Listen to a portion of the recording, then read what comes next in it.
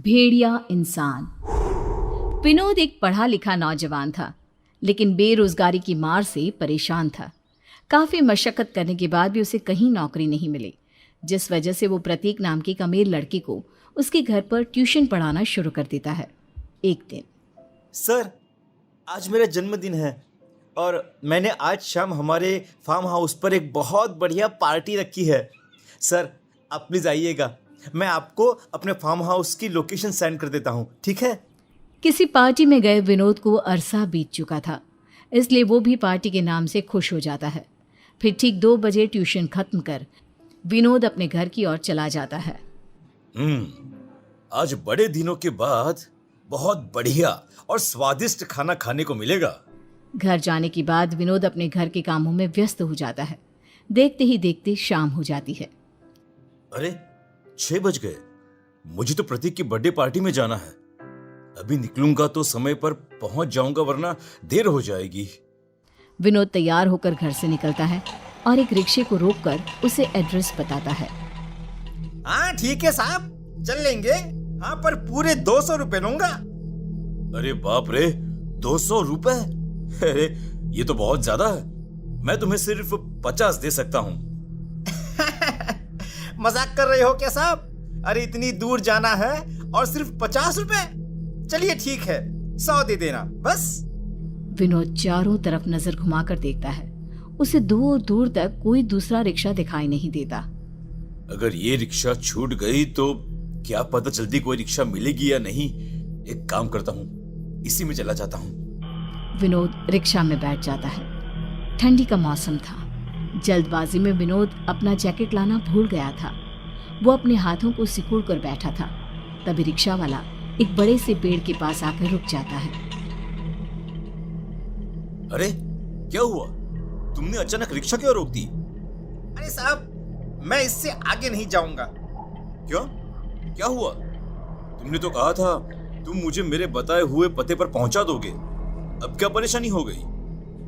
अब वो साहब, लोगों का कहना है कि सामने वाले जंगल में कुछ बुरी शक्तियां रहती हैं और वहां इंसानों को अपना शिकार बनाती है। 2 महीने पहले इसी पेड़ पर एक जवान लड़की की लाश लटकी हुई मिली थी। उसके शरीर के कई हिस्से गायब थे। मेरी तो ये सोचकर ही रूह कांप जाती है। और अब तो अंधेरा भी होने वाला है। मुझे माफ कर दीजिए साहब, मैं इससे आगे नहीं जा सकता। अरे भाई, ये तुम कैसी बातें कर रहे हो? तुम बीच सड़क पर मुझे छोड़कर चले जाओगे तो फिर मैं भला आगे कैसे जाऊंगा? देखो भाई, अगर तुम्हें ज्यादा पैसे चाहिए तो साफ साफ बोल दो, बेकार के बहाने मत बनाओ। अरे नहीं भाई साहब, नहीं, मैं कोई बहाना नहीं बना रहा। मैं सच बोल रहा हूँ। अरे इससे आगे जाने की मेरी हिम्मत नहीं है। चाहो तो 100 रुपए भी आप रख लो। मुझे नहीं चाहिए पैसे, पर मुझे बख्श दो। मैं इससे आगे नहीं जा सकता मैं। इस तरह विनोद को बीच रास्ते में छोड़कर रिक्शा वाला वहां से वापस लौट जाता है। इन रिक्शा वालों पर तो भरोसा करना ही बेकार है। खैर कोई बात नहीं, मैं पैदल ही आगे चला जाऊंगा। देखता हूँ, शायद कोई लिफ्ट देने वाला मिल जाए। विनोद जंगल के रास्ते आगे बढ़ने लगता है। देखते ही देखते चारों तरफ घनघोर अंधेरा छा जाता है। जंगल से तरह तरह की डरावनी आवाजें भी आ रही थी। उन आवाजों को सुन विनोद के दिमाग में रिक्शा वाले की कही गई बात घूमने लगती है। यहाँ पर तो चारों तरफ भयानक आवाज सुनाई दे रही है।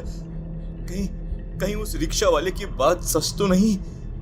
कमबख्त, यहाँ रास्ते में कोई दिखाई भी तो नहीं दे रहा जिससे मैं लिफ्ट लेकर आगे जा सकूं। इस तरह अपने आप से बात करता हुआ विनोद तेजी से अपने कदम बढ़ाने लगता है, लेकिन तभी अचानक उसका पैर एक बड़े पत्थर से टकरा जाता है, जिससे विनोद अपना संतुलन खोकर बगल में मौजूद ढलान की ओर जा गिरता है। वो झाड़ियों में लुढ़कता हुआ एक कटीले पेड़ के पास जा पहुंचता है। विनोद अपने आप को किसी तरह संभालते हुए उठ खड़ा होता है, लेकिन तभी उसकी नजर अपने सामने खड़े एक डरावनी भेड़िए पर पड़ती है। उस भेड़िए की सुर्ख डरावनी लाल आंखें देखकर विनोद के हाथ पैर ठंडे पड़ जाते हैं। हे भगवान, ये सब क्या हो रहा है? अब मैं क्या करूं? क्या करूं?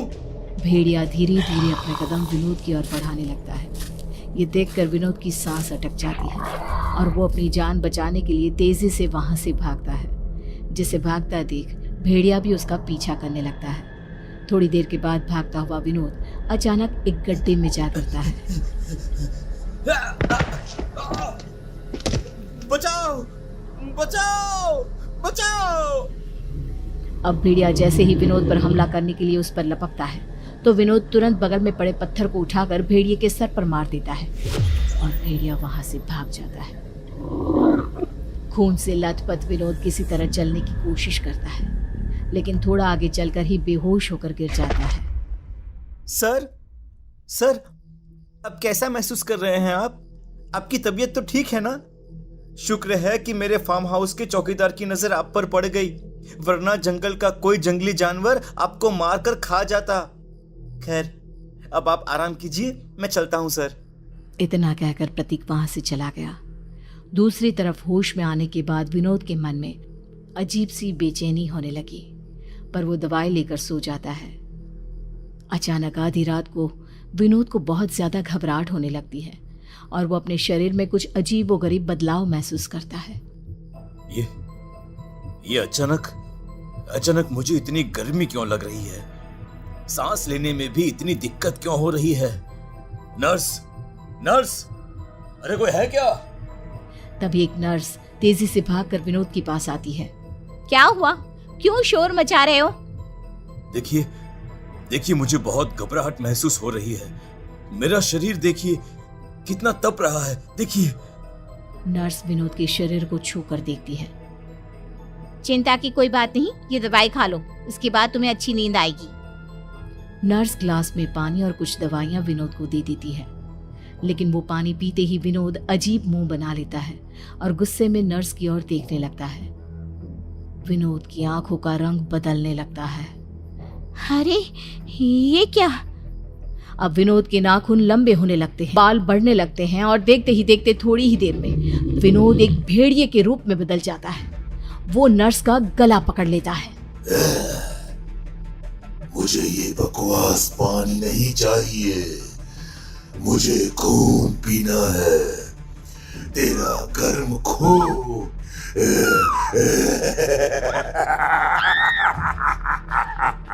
बचाओ, कोई बचाओ मुझे!